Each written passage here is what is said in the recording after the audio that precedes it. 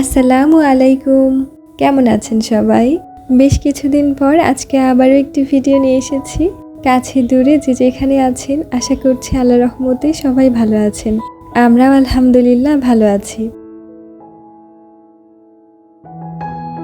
আমাদের দেশের বর্তমান পরিস্থিতির ফলে স্কুল কলেজ সব বন্ধ হয়ে আছে, পরীক্ষা স্থগিত হয়ে আছে, এজন্য হাজবেন্ড কলেজে যেতে পারছেন না। আর এজন্য আমার নাস্তা বানানোর এত তাড়া নেই। ফজরের নামাজ পড়ে আবার ঘুমিয়ে যাই, ঘুম থেকে উঠে আস্তে ধীরে নাস্তা বানাই।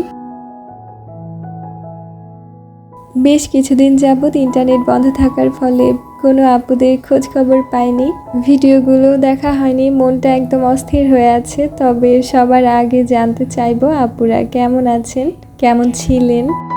আর আমাদের তো এই চলে যাচ্ছে এভাবেই। সকালে উঠে নাস্তা বানাই, নাস্তা সেরে তারপর ঘরে অন্যান্য টুকটাক কাজ করি। এরপর আবারও দুপুরে রান্নাবান্না করি, তারপর গোসল নামাজ সেরে আবার দুপুরে খাওয়া দাওয়া করি, একটু রেস্ট করে কখনো ছাদে হাঁটাহাঁটি করি, আবার কখনো দুজনে বসে চা খাই, গল্প করি, যেহেতু বাইরে যেতে পারছি না। আর হাজবেন্ডের তো পুরো হাঁসফাঁস অবস্থা। আর সবচেয়ে যেটা বড় সমস্যা সেটা হচ্ছে ইন্টারনেট নেই। তো ইন্টারনেট না থাকার ফলে মনে হচ্ছিল যে দীর্ঘদিন পর যেন আগের মতো কিছুটা সময় কাটাচ্ছি, এরকম মনে হচ্ছিল। যদিও ইন্টারনেট ছাড়া আমরা প্রায় অচল এখন। একদিকে এভাবে কেটেছে, আর একদিকে যখনই কোনো নিউজ শুনেছি টিভিতে তখনই অসম্ভব রকম একটা টেনশন কাজ করেছে। মানে কিছুতেই যেন নিজেকে সেটা থেকে ফেরাতে পারছিলাম না, এমন অবস্থা হচ্ছিল। দেশপ্রেম বা জন্মভূমির প্রতি ভালোবাসা আসলে মায়ের মতো। মায়ের কিছু হলে যেমন অস্থির লাগে, ঠিক তেমনি অস্থিরতা কাজ করছিল প্রত্যেকটা মুহূর্তে। নিজেকে নিজেই শান্ত রাখার, স্থির রাখার চেষ্টা করছিলাম। আর ভাবছিলাম যে প্রকৃতির পালাবদলের মতো আসলে মানুষের জীবনেও পালাবদল হয়, তবে সুখের পরে দুঃখ আসে, দুঃখের পরে সুখ। তো যে কোনো বৈরী সিচুয়েশন বা ভালো সিচুয়েশন আমরা সাহসিকতার সাথে যদি গ্রহণ করতে পারি, তাহলে আমাদের সাথে যা হবে তাহলে ভালোই হবে। তারপরেও যদি মনে হয় কোনোভাবেই আমাদের সাথে ভালো কিছু হচ্ছে না, তো ধরেই নিতে হবে এখনো লম্বা পথ আমাদের হাঁটতে হবে, আর যেখানে অবশ্যই ধৈর্য রাখতে হবে।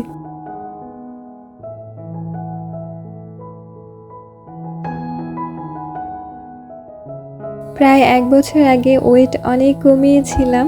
তো মেনটেন না করার ফলে ওয়েট যে আর সেই হয়ে গিয়েছে। ট্রেডমিলটা গুছিয়ে রেখেছিলাম, আবার সেটা এখন নামিয়ে ভালো করে মুছে নিচ্ছি। ভাবছি যে আবার একটু ডায়েট শুরু করব। আমার মনে হয় যে ডায়েট শুরু করার সর্বপ্রথম যেটা করণীয় সেটা হচ্ছে একটা সুপরিকল্পনা করা, যে আমি আমার জীবনটাকে কিভাবে নিয়ন্ত্রণ করছি বা করতে চাচ্ছি। এটাই আসলে ডায়েট বলতে, তেমন কোনো পরিবর্তন না, নিজেকে একটু নিয়ন্ত্রণ করা। আমাকে সবসময় ডক্টর ওয়েটটাকে নিয়ন্ত্রণে রাখতে বলেন, তো নিয়ন্ত্রণে আনে, আবার সেটা যে আর সেই হয়ে যায়। তো এবার ভেবেছি যদি একবার কমিয়ে ফেলি তাহলে ইনশাল্লাহ আর সেটাকে বাড়তে দেব না, নিয়ন্ত্রণে রাখার চেষ্টা করব। দেখা যাক কতটা পারি। পরিকল্পনা করছি আর কি নিজে নিজে, কারণ আমার মনে হয় যে যে কোনো কাজ যদি সুন্দর একটা পরিকল্পনা করে শুরু করা যায় তাহলে অর্ধেক কাজটাই সহজ হয়ে যায়। বাইরে হাঁটতে বেশি ভালো লাগে, কারণ প্রকৃতি দেখা হয় আর হাঁটা হয়। তবে সবসময় তো বাইরে হাঁটা হয়ে ওঠে না, এই জন্য ট্রেডমিলটা একটু পরিষ্কার করে রাখলাম। ভিডিওগুলো দেখাই যাচ্ছে না, নেট একদম স্লো, তারপরেও দেখার চেষ্টা করছিলাম। আর এই মাছগুলোও সাথে কেটে নিয়েছি, কাছে দিয়ে শুধু মাথার সামনের অংশটা কেটে নিয়েছি। নদীর এই সাদা কুচো চিংড়িটা আমার ভীষণ পছন্দের, এটা দিয়ে যাই বানানো যায় না কেন আমার মনে হয় অনেক বেশি টেস্ট হয়। ফ্রিজে কিছু পটল আছে আর সাথে চিংড়ি মাছ। আজকে পটল চিংড়ি ভর্তা করব। যারা পটল চিংড়ি ভর্তা খেয়েছেন তারা তো জানেন যে এটা কত মজা। যারা এখনো বানাননি, আজকে আমার মতো করে একবার বানিয়ে দেখতে পারেন। আমার মনে হয় একবার খেলে বারবার খেতে ইচ্ছে করবে। জানি না আসলে আমার ভিডিওটা কেউ দেখবেন কিনা বা দেখছেন কিনা। যদি কেউ দেখে থাকেন প্লিজ ভিডিওতে একটা লাইক দিয়ে দেবেন, আর আজকে আমার চ্যানেলে নতুন হয়ে থাকলে চ্যানেলটি সাবস্ক্রাইব করে রাখতে পারেন।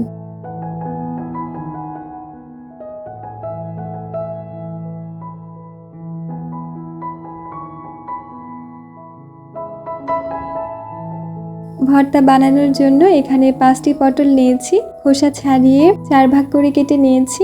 এখন তেলের মধ্যে দিয়ে সামান্য লবণ আর হলুদ দিয়ে নাড়াচাড়া করলে লবণ হলুদটা পটলের গায়ে লেগে যাবে, আর এভাবে কিছুক্ষণ ঢেকে রাখবো। পটলগুলো ভেজে নিতে যাতে সময় কম লাগে এজন্য 4 পিস করে কেটে নিয়েছি।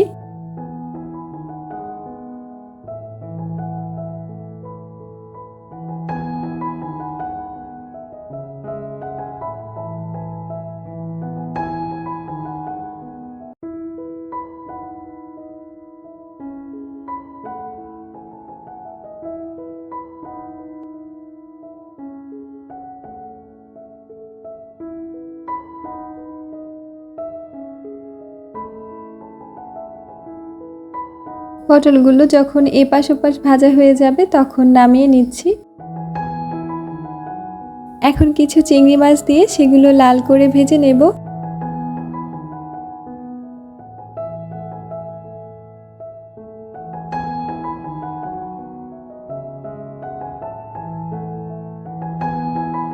কাঁচামরিচ, পেঁয়াজ আর রসুন নিয়েছি। এখন এক এক করে সব কিছুকে ভেজে নেব। এখানে 6-7টি কাঁচামরিচ নিয়েছি।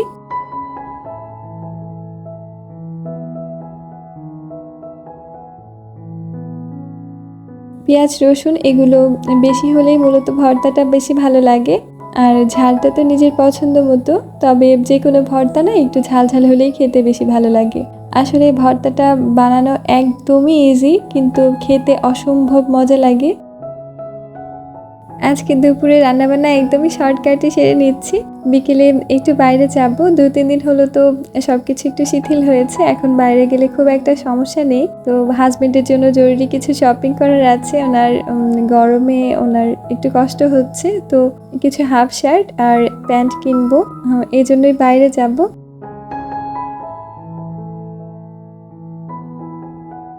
সবকিছু ভাজা হয়ে গেলে কিছুক্ষণের জন্য রেখে দেব যাতে ঠান্ডা হয়ে যায়, কারণ গরম অবস্থায় আসলে ব্লেন্ড করা যাবে না।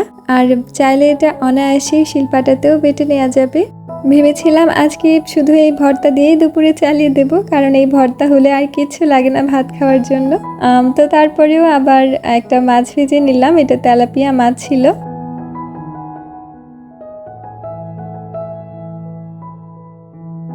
এখন সব কিছু ঠান্ডা হয়ে গেলে ব্লেন্ডারের জারে সব কিছু নিয়ে সামান্য একটু লবণ দিয়ে এখন ব্লেন্ড করে নিচ্ছি।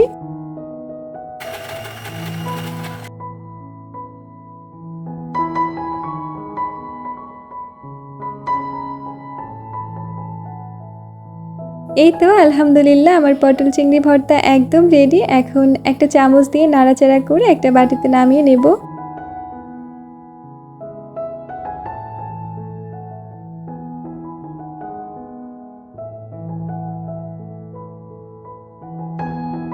খেতে বসে প্রথম ভর্তা দিয়ে আগে ভাতটা টেস্ট করে দেখছি কেমন হয়েছে।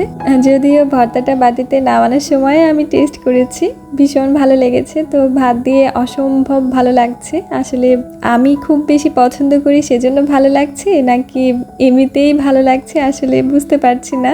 যাই হোক, এখন খাওয়া দাওয়াটা সেরে নেই।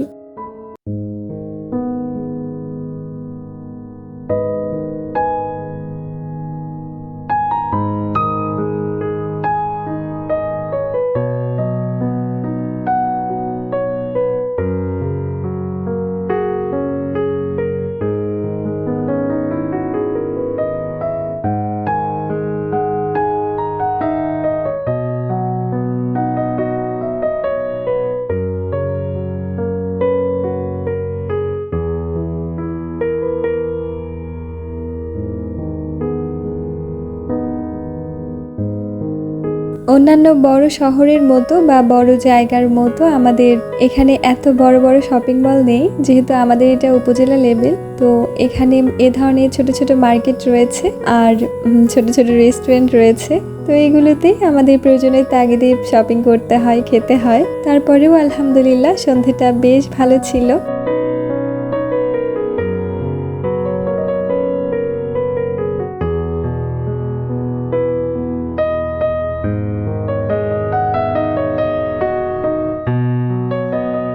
শপিং করে বের হয়েছি, রেস্টুরেন্টের সামনে আসতেই গুড়ি গুড়ি বৃষ্টি শুরু হয়ে গিয়েছে। তো এসে বসে শান্তি লাগছে। বাইরের যা অবস্থা, তো লোকজন খুবই কম ছিল আর রাত কিন্তু একদমই বেশি হয়নি। আমরা তো বিকালেই বেরিয়েছিলাম, যেহেতু রাত হয়নি তো এত ক্ষুধাও পাইনি, তো হালকা কিছু খাবো।